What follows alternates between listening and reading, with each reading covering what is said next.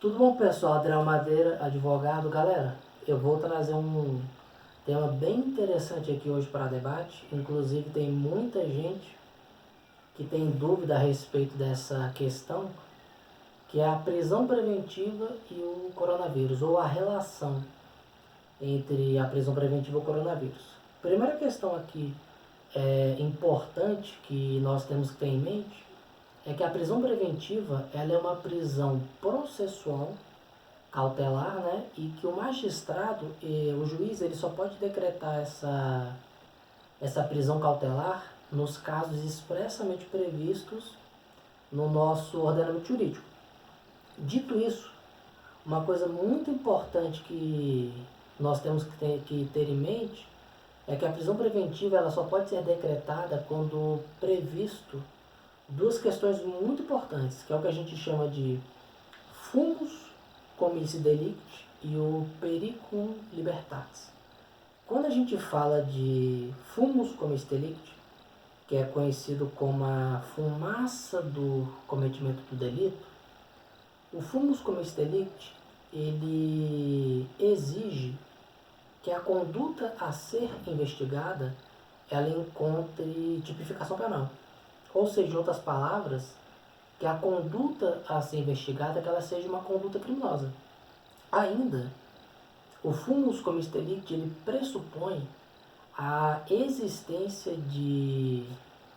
do que a gente chama de indícios suficientes de autoria e materialidade do crime. Então é importante que isso aqui fique claro.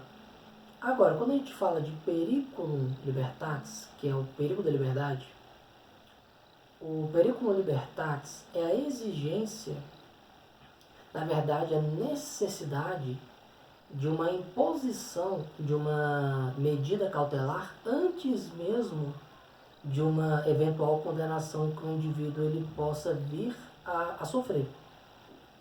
O periculum libertatis ele pode estar presente, por exemplo, quando o indivíduo ele é uma pessoa perigosa, quando existe a possibilidade dele se evadir para outro país, por exemplo.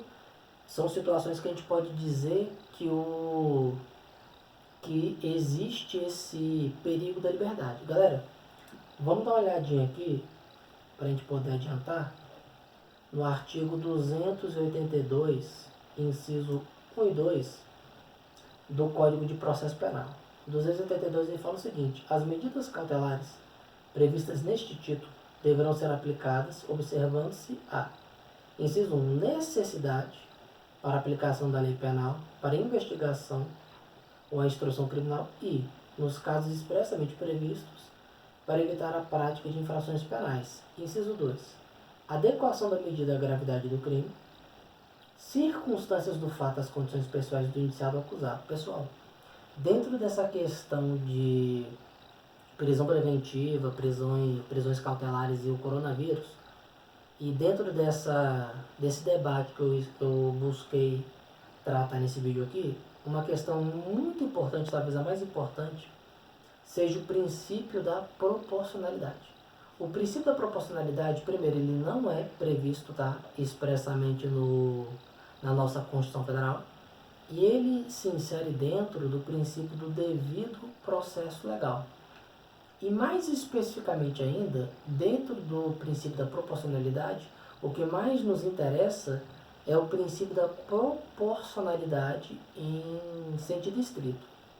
Esse princípio aqui, ele impõe ao magistrado, ao juiz, um juízo de balanceamento, um juízo de ponderação, de análise entre o ônus que é imposto ao indivíduo, ao detento, e os benefícios que são alcançados com a aplicação da medida cautelar.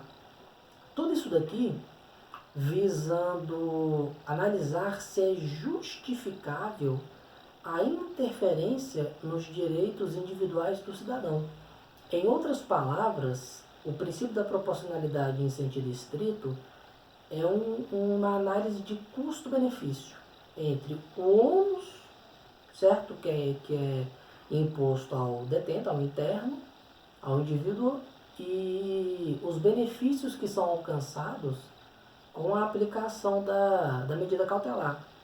Pelo princípio da proporcionalidade em sentido estrito entre os valores, entre os bens jurídicos que estão em conflito, os que apontam para a aplicação da medida cautelar e aqueles que protegem, que salvaguardam os direitos individuais a serem violados por parte do cidadão, deve preponderar os bens jurídicos, os valores jurídicos mais relevantes.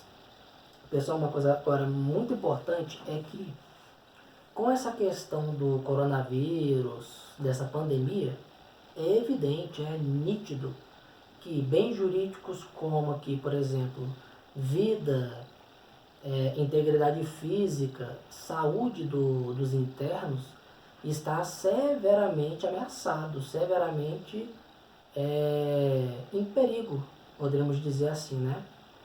E bens jurídicos ao lado do Estado que apontam para a imposição da medida cautelar estariam, por exemplo, proteção à ordem pública, evitar a prática de novos delitos. Então, quando a gente analisa os bens jurídicos, valores que salvaguardam, que protegem os direitos individuais a serem violados dos internos e os bens jurídicos que apontam para a imposição da medida cautelar, é evidente que esses bens jurídicos aqui, aqueles bens jurídicos que estão ao lado do interno, são mais importantes, são relevantes, mais relevantes, vamos colocar assim, né, em relação aos bens jurídicos que apontam para a imposição da medida cautelar.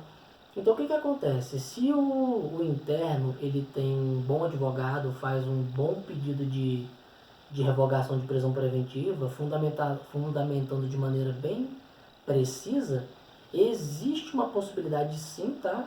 Bem concreta, bem real, do juiz ele acatar o entendimento do advogado e revogar a prisão preventiva do interno. Agora, lógico, pessoal, isso aqui é certeza? Não existem certezas no mundo do direito. Né? Não existem certezas no mundo do direito. Qualquer advogado que diga o contrário, provavelmente ele deve ou estar mentindo ou de repente falta de conhecimento técnico. Mas assim, trabalhando com probabilidade, é uma probabilidade sim bem real, tá? Então, o tema que eu queria trazer hoje era esse, porque tem muita gente que tem dúvida, né, em relação a essa questão. Como é que funciona essa questão das prisões provisórias, a prisão preventiva e essa questão dessa pandemia pelo coronavírus. Então, a relação é essa. Pessoal, se vocês puderem compartilhar o vídeo para poder ter mais pessoas poderem ter acesso a essa informação, puderem deixar uma curtida, isso ajuda bastante, tá, na divulgação do conteúdo. Fiquem com Deus, tá bom? E Deus acima de todas as coisas, nunca se esqueçam disso. Deus